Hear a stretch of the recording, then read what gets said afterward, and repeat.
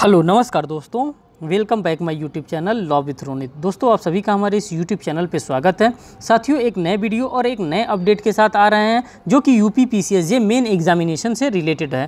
साथियों, इसमें हम बात करेंगे हिंदू मैरिज एक्ट के बारे में, और ये हिंदू मैरिज एक्ट का साथियों आपका पार्ट सेकेंड मैं लेकर के आ रहा हूँ। पार्ट फर्स्ट मैंने ऑलरेडी अपने इसी यूट्यूब चैनल पर करा रखा है, जिसमें मैं क्वेश्चन की अगर बात करूँ तो साथियों हिंदू विवाह की शर्त क्या है, जो कि यूपी जे 2013 में क्वेश्चन पूछा गया था। इस क्वेश्चन को मैंने डील करा रखा है। साथ ही साथ साथियों यहाँ पे मैंने जो सेकंड क्वेश्चन आपको डील कराया है हिंदू मैरिज एक्ट से, वो कराया है शून्य विवाह एवं शून्यकरणीय विवाह में अंतर से रिलेटेड मैंने क्वेश्चन को यहाँ पे डील करा रखा है। अगर आपने नहीं देखा है साथियों तो उस वीडियो को आप ज़रूर ऑब्जर्व करिएगा, वो आपके एग्जामिनेशन के लिए, मेन एग्जामिनेशन के लिए रिलेवेंट साबित होगा। साथियों, अगर आप लोगों का इस वीडियो पर प्यार आता है, अगर आप लोग इस वीडियो को पूरा ऑब्जर्व करते हैं, अगर आप लोग का पॉजिटिवली कमेंट आता है, तो इसका पार्ट थर्ड भी हम लेकर के आएंगे, जो कि हिंदू मैरिज एक्ट से होगा, साथ ही साथ मुस्लिम मैरिज एक्ट से भी होगा। जिस प्रकार से आप लोग जो भी गाइडलाइन देंगे उसी गाइडलाइन के अकॉर्डिंग मैं काम करूंगा। और साथियों, एक रिक्वेस्ट आपसे और करना चाहता हूं, और ये एक इन्फॉर्मेशन भी देना चाहता हूं कि क्या आपको 9 माइनर एक्ट से अगर इंपॉर्टेंट क्वेश्चन चाहिए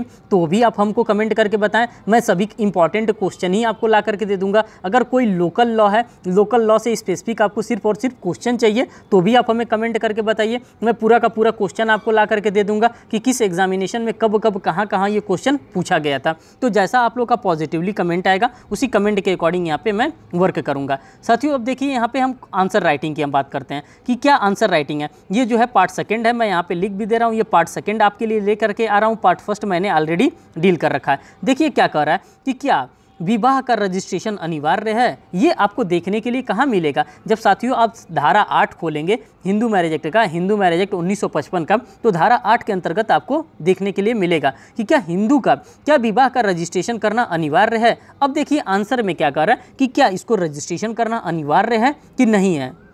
जब आप देखेंगे आंसर को और आप अपने आंसर को एज यूजुअली फ्रेम करेंगे, अगर ये 5 नंबर का आता है तो सिर्फ आगे का 1 पेज ही लिखेंगे। अगर 10 नंबर का आता है तो 2 पेज आप लिखेंगे, वरना आप इसमें 1 पेज से ज़्यादा नहीं लिखेंगे। हिंदू विवाह का पंजीकरण, हिंदू विवाह अधिनियम की धारा 8 विवाहों का रजिस्ट्रीकरण का प्रावधान करता है। कौन करता है साथियों? जब आप धारा 8 में पहुँचते हैं तो धारा 8 के अंतर्गत आपको कहीं ना कहीं registration of Hindu marriage act के बारे में देखने को लिए मिलता है। और साथियों, ये मैं बात कर रहा हूँ किसके रेलेवेंसी में, तो ये बात कर रहा हूं हिंदू मैरिज एक्ट के रेलेवेंसी में और धारा 8 के बारे में। इस धारा के अनुसार राज्य सरकार विहित के सबूत को सुविधाजनक बनाने के प्रयोजनार्थ यह नियम बना सकती है। ये कौन बना सकता है? तो साथियों, ये राज्य सरकार के द्वारा नियम बना सकता है। किस लिए? कि आप अपने मैरिज को क्या करेंगे, आप अपने मैरिज को सेफ करने के लिए, अपने मैरिज को एक ऑथेंटिसिटी देने के लिए आप क्या कर सकते हैं, अपने मैरिज को रजिस्ट्रेशन करवा सकते हैं। विवाह के पक्षकार अपने विवाह से संबंधित प्रविष्टियां हिंदू विवाह रजिस्टर में दर्ज करा सकते हैं। क्या कर सकते हैं? अगर किसी की शादी होती है तो वो शादी को आप क्या कर सकता है, अपने हिंदू मैरिज एक्ट के अकॉर्डिंग वो अपने मैरिज को वहाँ पर जा करके रजिस्ट्रेशन भी करा सकता है। आगे कह रहा है राज्य सरकार यह भी नियम बना सकती है कि विवाह के पंजीकरण से संबंधित बनाए गए नियम का उल्लंघन करने वाले व्यक्ति को 25 रुपये का जुर्माना जो होगा दंडनीय होगा। इतना भारी भरकम यहाँ पे सजा दिया गया है, कितने रुपए का? 25 रुपये का सजा दिया गया है। साथियों, कानून है 1955 का, इसमें किसी भी प्रकार का अमेंडमेंट नहीं हुआ है, इसीलिए यहाँ पे जो भी जुर्माना रखा गया है 25 रुपया ही जुर्माना रखा गया है। अगर आप अपने हिंदू मैरिज एक्ट के से आप गवर्न होते हैं, अगर आप अपने शादी को आप रजिस्टर नहीं कराते हैं तो इसके लिए आपके ऊपर बहुत भारी भरकम जुर्माना 25 रुपये का जुर्माना लगाया जा सकता है। ठीक, अब आगे देखिए क्या कर रहा है। आगे यह कर रहा है इस धारा में वर्णित विवाह के पंजीकरण से संबंधित नियम बाध्यकारी है। जो नियम है वो नियम आपके ऊपर क्या है, वो नियम आपके ऊपर बाध्यकारी इम्पोज कर दिया गया है। मीन्स कि जब से हिंदू मैरिज एक्ट को कोडिफाइड कर दिया गया तो कोडिफाइड करने के बाद आपको क्या दिया गया, एक सेक्शंस दिए गए, उसमें आपको 28 से 29 सेक्शन दिए गए। उसी सेक्शन के अकॉर्डिंग सेक्शन नंबर 8 बात कर रहा है कि जब भाई साहब आप हिंदू हैं और हिंदू मैरिज एक्ट को आप फॉलो कर रहे हैं तो आप अपने शादी को क्यों नहीं रजिस्ट्रेशन करा रहे हैं। आप अपने शादी को रजिस्टर करा लेंगे तो आपकी शादी की क्या बन जाएगी, एक ऑथेंटिसिटी बन जाएगी। आपका एक शादी जो होगा वो रजिस्टर्ड शादी माना जाएगा।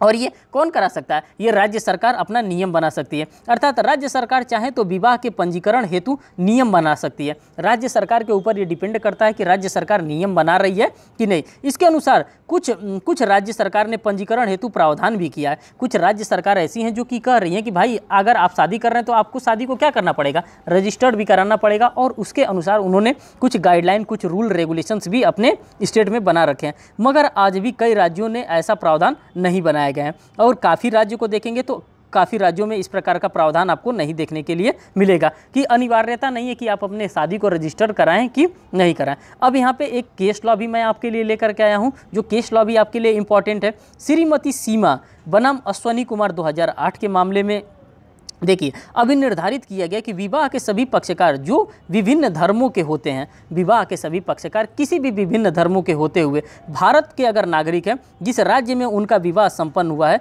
वहाँ पर उनका अनिवार्य रूप से पंजीकरण कराया जाना चाहिए। ये बात कहाँ पे बता दिया गया? तो ये बात बता दिया गया है श्रीमती सीमा बनाम अश्वनी कुमार 2008 का ये मामला है। इसी मामले में आपको देखने के लिए मिल रहा है कि अगर आप भारत में निवास कर रहे हैं, भारत के अगर आप नागरिक हैं, तो आप कहीं भी रह रहे हैं, भारत में रह रहे हैं, तो आप अपने शादी को क्या कर सकते हैं? आप अपने शादी को रजिस्टर करा सकते हैं। ये आपके लिए एक ऑब्लिगेशंस के टाइप पे दिया गया है। सेकंड क्वेश्चन की बात करते हैं साथियों। सेकंड क्वेश्चन में कह रहा है कि हिंदू विवाह की प्रकृति क्या है। सबसे तो पहले यहाँ पे देखिए कि पूछ रहा है कि नेचर। क्वेश्चन को समझिए, जब आपके पास कभी भी क्वेश्चन आता है तो आपको घबराना नहीं है, आपको एकदम डरना नहीं है क्वेश्चन को देखकर। क्वेश्चन को मजबूती से देखना है और मजबूती से उसका सामना भी करना है। कह रहा है हिंदू विवाह की प्रकृति क्या है। जो भी प्रकृति आपके दिमाग में, आंख बंद करके 1 मिनट सोचिए, जो भी प्रकृति आपको हिंदू मैरिज एक्ट की समझ में आ रही है वो प्रकृति के बारे में आप बताइए। फिर आगे कह रहा है हिंदू के बीच विवाह संस्कारों की विशेषता को बताइए। किसके बारे में? कि क्या हिंदू जो मैरिज एक्ट है, ये क्या इसके अंतर्गत वाकई में संस्कार होता है कि कोई कॉन्ट्रैक्ट होता है। अगर यहीं पे हम मुस्लिम मैरिज एक्ट को डील करते हैं साथियों, तो मुस्लिम मैरिज एक्ट तो बता दिया गया है जस्टिस महमूद साहब के द्वारा कि जो मुस्लिम मैरिज एक्ट होता है वो एक कॉन्ट्रैक्ट होता है। और ये भी हम लोगों को सुनने के लिए मिलता है कि जो हिंदू मैरिज एक्ट होता है ये एक सेक्रामेंट होता है। तो ये क्वेश्चन पूछ रहा है कि क्या वाकई में जो हिंदू मैरिज एक्ट के अंतर्गत जो भी शादियाँ होती हैं वो सेक्रामेंट होता है या कॉन्ट्रैक्ट होता है। ये पहला क्वेश्चन पूछ दिया गया है। ये देखिए यूपी जे 1992 का क्वेश्चन है और दिल्ली जे 1990 का ये क्वेश्चन पूछा गया है। और करके इसी क्वेश्चन को और भी दूसरे तरीके से पूछा जा सकता है कि वर्तमान हिंदू विवाह विधि में न तो संस्कार है न ही अनुबंध है, विवेचना करें। और ये आपको देखने के लिए कहाँ मिलेगा? तो साथियों ये बिहार जे 1991 का फेवरेट क्वेश्चन था और साथ ही साथ यूपी जे 1997 में भी ये क्वेश्चन पूछा गया था। अब जैसे ही आप लोगों ने क्वेश्चन को अच्छे से ऑब्जर्व कर लिया, अब देखिए आराम से आप धीरे धीरे करके एक एक आंसर को अपने फ्रेम करते हुए चलेंगे। अब देखिए पूरे आंसर में मैंने किस प्रकार से क्या चीज़ें फ्रेम किया है। लिखा है हिंदू विवाह प्रकृति, हिंदू विवाह प्रकृति, हिंदू विवाह संस्कार है या संविदा। पहले तो हमें ये जानना पड़ेगा कि हिंदू विवाह के हम लोग नेचर को ऑब्जर्व करेंगे और इसी नेचर के बारे में हम लिखेंगे कि क्या वाकई में जो हिंदू विवाह है वो संस्कार है कि संविदा है। तो साथियों जब हम हिंदू विवाह की बात करते हैं तो हिंदू विवाह एक संस्कार है। यहाँ पे साफ साफ आपको देखने के लिए मिला कि हिंदू विवाह क्या है? एक संस्कार है, एक सेक्रामेंट के अंतर्गत माना जाता है। तो भाई कहने से हम थोड़े नहीं मान लेंगे। आप इसके लिए आप हमको क्या देंगे? एक ऑथेंटिसिटी, एक प्रूफ देंगे। अब देखिए प्रूफ दे रहा है। प्राचीन काल में ही हिंदू विवाह को संस्कार माना जाता रहा है। प्राचीन काल में हिंदू धर्म को 16 संस्कार हुआ करते थे। आप सभी को पता है कि संस्कारों की अगर हम बात करें तो हिंदू धर्म में सबसे ज़्यादा संस्कारों के बारे में बताया गया है। 16 संस्कारों के बारे में बताया गया है कि 16 संस्कार के अंतर्गत एक संस्कार होता है विवाह संस्कार भी आता है। तो देखिए 16 संस्कार हुआ करते थे। इन संस्कारों में विवाह संस्कार सबसे महत्वपूर्ण संस्कार माना जाता था। मुंडन संस्कार होता है, उसके बाद से देश भर के संस्कार होते हैं। विवाह के परिणाम स्वरूप ही पीढ़ी आगे बढ़ती है। अगर किसी भी व्यक्ति का विवाह होता है तो उस विवाह का ही वो रिजल्ट होता है जो कि नेक्स्ट जनरेशन हमारे पास क्या होती हैं, मिलती हैं। ऐसा यदि न हुआ तो परिवार का अस्तित्व ही समाप्त हो जाएगा। अगर विवाह नहीं हो रहा है तो विवाह न करने की वजह से क्या होगा? हमारे परिवार का ही अस्तित्व क्या होगा? धीरे धीरे समाप्त हो जाएगा और वंश परंपरा भी हमारा धीरे धीरे समाप्त हो जाएगा। आगे कह रहा है बिना विवाह के पुरुष या स्त्री अपूर्ण होते हैं। साथियों ये भी कहीं ना कहीं आपको देखने के लिए क्या सुनने के लिए भी मिलता होगा कि बिना विवाह का कोई भी अगर व्यक्ति है तो उस व्यक्ति को क्या माना जाएगा? उस व्यक्ति को कहा जाता है कि ये व्यक्ति अभी क्या है? यह व्यक्ति अभी अपने आप में अपूर्ण है। आगे कह रहा है यही कारण है कि पत्नी को अर्धांगिनी भी कहा जाता है। किसके कारण साथियों?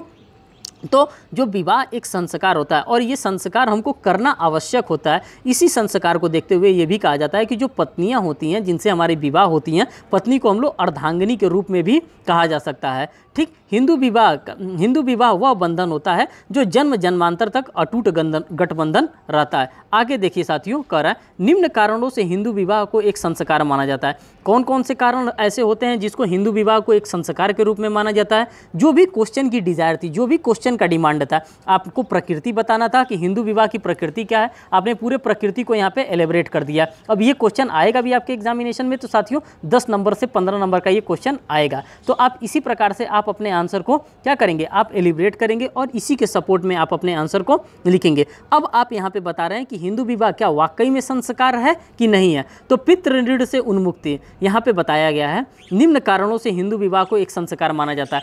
पहला कौन सा कारण बताया गया, पहला कारण बताया जा रहा है कि पितृ ऋण से उन्मुक्ति उनको प्राप्त होती है। प्रत्येक हिंदू 3 ऋणों के ऋण से होता है, देव ऋण होता है, ऋषि ऋण होता है और एक पितृ ऋण होता है। ये 3 ऋण, एक जब आदमी कोई भी पुरुष जन्म लेता है धरती पे, कोई भी महिला जन्म लेती है तो उसके पास 3 प्रकार के ऋण होते हैं और इन तीनों ऋणों से क्या माना जाता है, आपको मुक्त होना है। यह यज्ञ करके, देखिए वह यज्ञ करके देव ऋण से तो मुक्त हो जाता है। जब आप यज्ञ में बैठते हैं, यज्ञ में आप भाग लेते हैं तो आप यज्ञ के जो देव ऋण होता है, देव ऋण से आप मुक्त हो जाते हैं। जब वेद का आप अध्ययन करते हैं, मीन्स कि वेदालय जाते हैं, वेद का अध्ययन करते हैं, तो आप क्या करते हैं, आप जो ऋषि ऋण होता है, ऋषि ऋण से भी आप मुक्त हो जाते हैं। लेकिन जब हम पुत्र की बात करते हैं, आप पितृ ऋण से कैसे मुक्त होंगे, तथा पुत्र उत्पन्न करके पुत्र ऋण से भी आप क्या हो सकते हैं, उन्मुक्त हो सकते हैं। इसीलिए इसको क्या माना जाता है, इसको भी एक ऋण के अंतर्गत देखा जाता है कि आपको विवाह करना अनिवार्य होता है और विवाह करके क्या करना होता है, आपको एक पुत्र रत्न की या पुत्री रत्न की प्राप्ति करना होती है।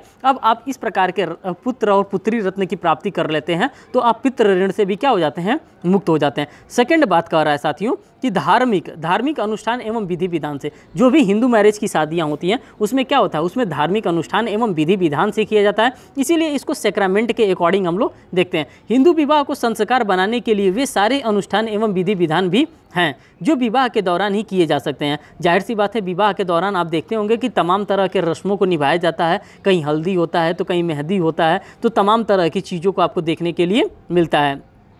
इन धार्मिक कृत्यों के अभाव में विवाह को पूर्ण नहीं माना जाता। अगर इस प्रकार का धार्मिक कृत्य नहीं किया गया है तो ये नहीं माना जाएगा कि आपका विवाह संपूर्ण नहीं हुआ है, ये भी माना जाएगा कि आपका विवाह संपूर्ण हुआ है। विवाह के दौरान संपन्न किए जाने वाले संस्कारों के बारे में मैं आपको बता दे रहा हूँ कि कौन कौन से वे संस्कार हैं जो कि विवाह के दौरान किए जाते हैं। साथियों, आज सभी को पता है कि आजकल शादी का माहौल चल रहा है। आप अगर इस प्रकार से शादी किसी का नहीं देखे हैं तो आप जा करके ऑब्जर्व भी कर सकते हैं कि कौन कौन से संस्कार इस समय शादियों के माहौल में चल रहा है। तो यहाँ पर देखेंगे संस्कारों की महत्वपूर्ण, पहले परिग्रहण होता है, फिर सप्तपदी होती है, फिर कन्यादान होता है, फिर अग्निपर्ण होता है, फिर आदि प्रमुख जो भी रीति रिवाज होते हैं, जो भी सेक्रामेंट्स होते हैं जो हमको फॉलो करना होता है at the time of marriage, तो वो सारी चीज़ों को हम क्या करते हैं, यहाँ पे फॉलो करते रहते हैं। नेक्स्ट बात कर रहा है इसी में आगे हम जो आंसर लिख रहे हैं, विवाह का धार्मिक रीति से पूरा किया जाना। जो धार्मिक रीति रिवाज होता है, कभी भी हम शादी करते हैं तो हम क्या करते हैं, हम धार्मिक रीति रिवाज को ही फॉलो करते हैं और उसी धार्मिक रीति रिवाज के अकॉर्डिंग ही हम अपने शादी को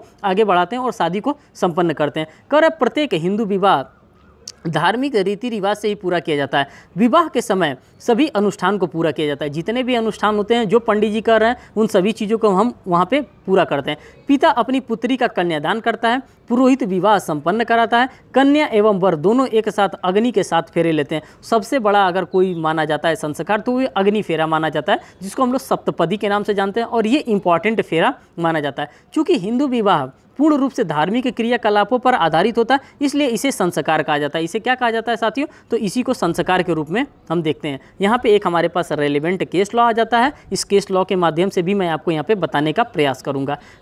भाऊराव शंकर लोखंडे बनाम महाराष्ट्र राज्य का मामला है कि प्रकरण में यह अभिनिर्धारित किया गया कि क्या किया गया कि हिंदू विवाह यथोचित विवाह कर्मकांड द्वारा और समयक रूप से संपादित और अनुष्ठापित किया जाना चाहिए। जो भी विवाह होता है, जो भी हम विवाह सोलमनाइज कराते हैं उसमें क्या होना चाहिए, उसमें सेक्रामेंट होना चाहिए और उसी सेक्रामेंट के अकॉर्डिंग अपने विवाह को क्या करते हैं, हम सोलमनाइज कराते हैं। मात्र यह तथ्य कि अभिकथित विवाह के समय कर्मकांड संपादित हुए थे, उन कर्मकांडों का अर्थ यथोचित विवाह कर्मकांड और उसका संपादन और उसका समयक रूप से संपादन अथवा अनुष्ठापित किया हुआ समझा जा सकता है। नेक्स्ट आगे हम बात करते हैं साथियों नेक्स्ट क्वेश्चन के बारे में। तो आपने जो क्वेश्चन पूछा है उस क्वेश्चन के अकॉर्डिंग आपने अपने आंसर को यहाँ पे फ्रेम किया है और यही एग्जामिनर का भी डिज़ायर होता है कि भाई जो मैं पूछूं वो चीज़ें तुम बता दो, मैं तुमको पूरा में पूरा नंबर यहाँ पर दे दूंगा। तो क्वेश्चन की जो डिज़ायर थी, जो डिमांड थी, उसको आपने यहाँ पे पूरा फुलफिल किया और उसी के अकॉर्डिंग अब आपको यहाँ पे नंबर दिया जाएगा। नेक्स्ट क्वेश्चन की हम बात करते हैं साथियों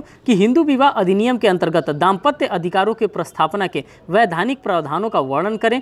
करते हुए संबंधित वादों का उदाहरण दें। अब साथियों, जब दाम्पत्य अधिकारों की बारे में हम बात करते हैं तो कहीं ना कहीं हमको आरसीआर की डिक्री के बारे में बात करता है, मीन्स की रेस्टिट्यूशन ऑफ कंजुगल राइट्स के बारे में बात करता है। और ये रेस्टिट्यूशन ऑफ कंजुगल राइट हमारे सेक्शन नंबर 9 के अंतर्गत डिफाइन किया गया है। कहाँ पे? जब हम हिंदू मैरिज एक्ट का सेक्शन नंबर 9 डील करते हैं तो वहाँ पे हमको ये चीज़ें देखने के लिए मिलती है। अब आंसर को देखिए, दाम्पत्य अधिकारों का प्रस्थापना धारा 9 के अंतर्गत ये बताया गया। अधिनियम की धारा 9 के अनुसार जहां पति एवं पत्नी दोनों में से किसी ने युक्त प्रतिहितु के बिना एक दूसरे से सहचार्य वापस ले लिया, मीन्स कि दोनों एक दूसरे के साथ रहना आप क्या कर दिए हैं, बंद कर दिए हैं, तो उसके बारे में बात कर रहा है। यहाँ पे पति के पास भी राइट होता है और एज वेल एज पत्नी के पास भी राइट होता है। क्या कर सकता है कि दोनों अपने कंजुगल राइट्स को यहाँ पे फाइल कर सकते हैं। इसी को कहा जाता है रेस्टिट्यूशन ऑफ कंजुगल राइट। और रेस्टिट्यूशन ऑफ कंजुगल राइट्स में क्या होता है साथियों, अगर मैं मोटा मोटा आपको बताऊं तो रेस्टिट्यूशन ऑफ कंजुगल राइट्स ये राइट्स होता है कि पति अलग रह रहा है, पत्नी अलग रह रही है, और यहाँ पे एक पिटीशन फाइल किया जाता है कि हम दोनों लोग क्या करना चाहते हैं, दोनों लोग एक साथ रहना चाहते हैं, हमारी डिग्री को कोर्ट ऑफ लॉ क्या करे, इसको पारित करे। इसी को रेस्टिट्यूशन ऑफ कंजुगल राइट्स कहते हैं। विवाहों का पुनर्स्थापन के बारे में बताया जा रहा है। तब पीड़ित पक्षकार जिला न्यायालय दाम्पत्य अधिकारों के प्रस्थापन के लिए आवेदन कर सकता है। सिर्फ और सिर्फ महिला ही नहीं कर सकती है, पुरुष भी कर सकता है। ये नहीं बाउंडेशन है कि सिर्फ जो रेस्टिट्यूशन ऑफ कंजुगल राइट है ये सिर्फ और सिर्फ महिला की तरफ से लाया जाएगा। बिल्कुल नहीं जी, ऐसा बिल्कुल नहीं है। ये दोनों पार्टीज की तरफ से लाया जा सकता है। रेस्टिट्यूशन ऑफ कंजुगल राइट्स का जो मामला है ये किसी के भी तरफ से, या तो मेल की तरफ से या फिर फीमेल की तरफ से। आगे कर रहा है, आवेदन प्राप्त होने के बाद न्यायालय याचिका में प्रस्तुत किए गए कथनों की जाँच करेगा और उसका यह समाधान हो जाए कि आवेदन नामंजूर करने का कोई वैध आधार नहीं है तो दाम्पत्य अधिकारों के प्रस्थापन के लिए डिक्री भी पारित यहाँ पर कर दिया जाएगा। जो रेस्टिट्यूशन ऑफ कंजुगल राइट्स के बारे में हम बात कर रहे हैं वो रेस्टिट्यूशन ऑफ कंजुगल राइट्स का डिक्री भी यहाँ पे क्या किया जाएगा, by the court of law यहाँ पे आपको दे दिया जाएगा। नेक्स्ट केस लॉ की हम बात करते हैं साथियों। जो केस लॉ आपके लिए इंपॉर्टेंट होगा, प्रकाश बनाम परमेश्वर 1987 पंजाब एवं हरियाणा उच्च न्यायालय के मामले में यह अभी निर्धारित किया गया कि दाम्पत्य अधिकारों के प्रस्थापन के लिए यह आवश्यक है कि, अब क्या आवश्यक है, जब हम रेस्टिट्यूशन ऑफ कंजुगल राइट्स की बात करते हैं तो इसके लिए क्या आवश्यक होता है, तो साथियों इसके लिए यह आवश्यक होता है पक्षकारों के बीच विवाह हुआ हो। और कैसा विवाह हुआ हो, तो पक्षकारों के बीच वैध विवाह हुआ हो, तभी वो क्या कर सकते हैं, रेस्टिट्यूशन ऑफ कंजुगल राइट्स के लिए वाद ला सकते हैं। स्पष्टीकरण के अनुसार यदि यह प्रश्न उठता है कि क्या सहचार्य के प्रत्याहरण के लिए है, कि क्या ये जो रेस्टिट्यूशन ऑफ कंजुगल राइट्स किया जा रहा है ये क्या ये अपने एक साथ रहने के लिए है, तभी किया जाएगा। आगे देखिए क्या कर रहा है, आगे कह रहा है कि दाम्पत्य अधिकारों के प्रस्थापना की संवैधानिकता, जो दाम्पत्य अधिकार हैं, जो हमारा कंजुगल राइट है उसके प्रस्थापना, उसको रेस्टिट्यूशन करने की संवैधानिकता के बारे में हम डील करेंगे। कह रहा है दाम्पत्य अधिकारों के प्रस्थापना की संवैधानिकता के प्रश्न पर टी सरिता बनाम वेंकट सुबैया 1986 आंध्र प्रदेश के मामले में यह अभी निर्धारित किया गया था दाम्पत्य अधिकारों की प्रस्थापना का अनुतोष घृणित, क्रूर, असभ्य और अमानवीय होने के कारण असंवैधानिक है। ये किस मामले में बताया गया था साथियों, तो ये मामला था टी सरिता बनाम वेंकट सुबैया 1986 का। और ये मामला आपके लिए रेलिवेंट है। ये किसके लिए बताया जा रहा है, घृणित के लिए, क्रूरता के लिए, असभ्य के लिए, अमानवीय होने के लिए, इन सभी चीज़ों के लिए बताया जा रहा है। क्योंकि यह एक व्यक्ति के मानव, ये जो होता है ये किसके लिए होता है, ये मानव के लिए। कौन restitution of conjugal write file कर सकता है साथियों, तो ये एक मानव ही कर सकता है। एक जानवर रेस्टिट्यूशन ऑफ कंजुगल राइट्स के लिए अपना केस नहीं फाइल कर सकता है, क्योंकि यह एक व्यक्ति के मानव मर्यादा एवं एकांतता के मौलिक अधिकारों का हनन करता है। लेकिन सरोज रानी बनाम सुदर्शन कुमार का अगर हम मामला ऑब्जर्व करते हैं साथियों, तो इस मामले में कहा गया है 1984 का यह मामला था कि मामले में सर्वोच्च न्यायालय द्वारा यह निर्णय दिया गया कि दाम्पत्य अधिकारों के प्रस्थापना का अनुतोष भारतीय संविधान के अनुच्छेद 14 एवं 21 के विरुद्ध नहीं है। ये जो दाम्पत्य अधिकारों का प्रस्थापना है ये अनुच्छेद 14 और अनुच्छेद 21 के विरुद्ध नहीं है। इसलिए विरुद्ध नहीं है क्योंकि यहाँ पे वो रेस्टिट्यूशन करना चाहता है, वो अपने हस्बैंड के साथ रहना चाहता है। वो जो महिला है वो अपने हस्बैंड के साथ रहना चाहती है, जो पुरुष है वो अपनी वाइफ के साथ रहना चाहता है। तो यहाँ पे किसी भी प्रकार से आर्टिकल नंबर 14 और आर्टिकल नंबर 21 का यहाँ पे किसी भी दशा में वायलेशन नहीं किया जा रहा है। अतः संवैधानिक है। इसको क्या माना गया, इसको कॉन्स्टिट्यूशनल माना गया, इसको संवैधानिक माना गया है। न्यायालय ने आगे यह भी कहा कि भारत देश में पति एवं पत्नी का एक दूसरे के साथ रहने का अधिकार किसी विधि की देन नहीं है। ये जो पति और पत्नी का एक साथ रहने का जो अधिकार है, ये हमें किसी कॉन्स्टिट्यूशन ऑफ इंडिया में या किसी भी लॉ के अंतर्गत नहीं बताया गया है कि पति और पत्नी एक साथ ही रहेंगे, अपितु यह अधिकार विवाह जैसे अवधारणाओं में निहित है। अगर हम बात करते हैं ये हमको कहाँ से मिलता है, तो ये साथियों ये हमको वहाँ से मिलता है जैसे ही हमारा विवाह संपन्न होता है, तो उस विवाह संपन्न होने के बाद हमको ये कॉन्जुगल राइट हमको प्राप्त हो जाता है, जो कि ऑटोमेटिकली प्राप्त हो जाता है। कैसे प्राप्त होता था? जैसे ही हमारा विवाह सोलमनाइज्ड होता है अकॉर्डिंग टू लॉ, वैसे ही हमको ये राइट मिल जाता है। अब आवश्यक तत्वों को देखते हैं कि इसके क्या क्या आवश्यक तत्व हो सकते हैं। तो दाम्पत्य अधिकारों के प्रस्थापन की डिग्री पारित होने के लिए कुछ न्यायिक निर्णयों में आवश्यक बातें बताई गई हैं, जैसे पक्षकारों के बीच विवाह का वैध होना चाहिए। ये किस केस लॉ में बताया गया? तो यहाँ पे मैंने एक रेफरेंशियल केस लॉ डाल दिया है, प्रकाश बनाम परमेश्वर 1987 का मामला है, इस मामले में ये बताया गया। नेक्स्ट केस लॉ की हम बात करते हैं, पल्लवी भारद्वाज बनाम प्रताप चौहान 2011, जहाँ लड़की द्वारा विवाह की विद्यमान्यता को स्पष्ट इनकार किया गया। यहाँ पे स्पष्ट रूप से अपने विवाह की मान्यता को इन्होंने इनकार कर दिया। आगे करें, विद्यमानता से स्पष्ट इनकार कर दिया हो और न तो कोई वैध दस्तावेज उपलब्ध हो। अगर आपने रजिस्ट्रेशन अपने मैरिज का कराया हो तो अच्छी बात है। अगर आपने मैरिज कर लिया, आपके पास कोई सबूत नहीं है, न तो विवाह का साक्ष्य प्रस्तुत किया गया हो, तो दाम्पत्य अधिकारों का प्रस्थापना का वाद स्वीकार्य नहीं होगा। साथियों, अगर आपको दाम्पत्य अधिकारों का रेस्टिट्यूशन ऑफ कॉन्जुगल राइट्स आपको फॉलो करना है, अगर आपको फाइल करना है, तो आपका क्या होना चाहिए? आपका एक विवाह होना चाहिए। विवाह कैसा होना चाहिए? आपका एक वैध विवाह हुआ होना चाहिए, तभी आप रेस्टिट्यूशन ऑफ कॉन्जुगल राइट्स आप क्या कर सकते हैं? कोर्ट ऑफ लॉ के अंतर्गत फाइल करते हैं, अन्यथा आप इस प्रकार का नहीं फाइल कर सकते हैं। और इस प्रकार के केस लॉ को भी पल्लवी भारद्वाज बनाम प्रताप चौहान 2011 के मामले में आप लोगों ने ऑब्जर्व कर लिया। तो साथियों, ये रहा आज का सीन, जो भी आंसर था फ्रेमिंग करके मैं आप लोगों के लिए हिंदू मैरिज एक्ट से लेकर के आया था। साथियों, अगर ये वीडियो आपको अच्छा लग रहा है तो आप इस पर प्लीज़ कमेंट करके हमको बताएं, वीडियो को लाइक करें और वीडियो को प्लीज़ शेयर करें अपने फ्रेंड सर्कल्स में, जिससे कि ज़्यादा से ज़्यादा लोग इस वीडियो का फ़ायदा उठा सकें जिनका मेन एग्जामिनेशन लगा है। साथियों, अगर आप लोगों का जैसा भी पॉजिटिवली कमेंट आएगा कि सिर्फ और सिर्फ इंपॉर्टेंट क्वेश्चन बता दिया जाए, तो मैं आपको इंपॉर्टेंट क्वेश्चन भी मैं आपके लिए फ्रेम करके लाऊंगा और सभी इंपॉर्टेंट क्वेश्चन बता दूंगा सभी टॉपिक्स से, जो कि लास्ट एट द टाइम में आप क्या कर सकते हैं, उस क्वेश्चंस का आप रिवीजन कर सकते हैं। साथियों, बस आपका कमेंट आना चाहिए, कमेंट के अकॉर्डिंग ही हम आगे बढ़ेंगे। ठीक, जैसा होगा आप हमें बिल्कुल बताइएगा। दोस्तों, वीडियो को वॉच करने के लिए बहुत बहुत धन्यवाद। आपसे फिर मिलते हैं नेक्स्ट वीडियो में। Okay, bye.